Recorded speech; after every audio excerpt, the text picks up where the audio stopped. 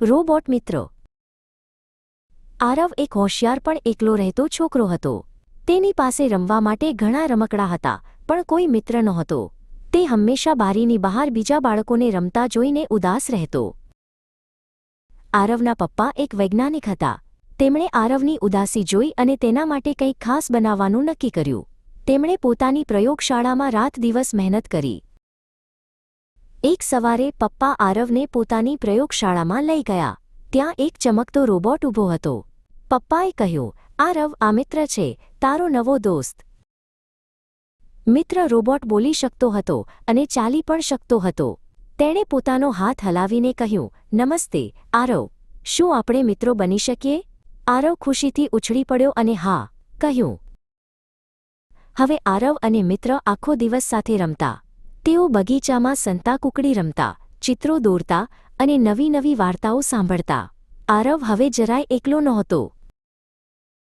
એક દિવસ આરવ તેની મનપસંદ લાલ ગાડીથી રમી રહ્યો હતો. રમતા રમતા ગાડી ઉછળીને એક ઊંચા ઝાડની ડાળી પર ફસાઈ ગઈ.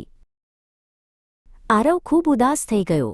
તેની આંખોમાં આંસુ આવી ગયા. તેણે ગાડી નીચે ઉતારવાનો ઘણો પ્રયત્ન કર્યો, પણ ડાળી ખૂબ ઊંચી હતી. મિત્રએ તેને રડતો જોયો.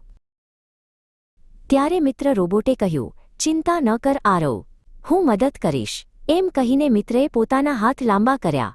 તેના હાથ ધીમે ધીમે લાંબા થઈને ઝાડની ડાળી સુધી પહોંચી ગયા. મિત્રએ સાવચેતીથી લાલ ગાડી પકડી અને ધીમે ધીમે પોતાનો હાથ નીચે લાવીને ગાડી આરવને આપી. આરવ ખુશ થઈ ગયો અને તેણે મિત્રને ગળે લગાવી દીધો. આરવ બોલ્યો, આભાર મિત્ર, તું મારો સાચો દોસ્ત છે.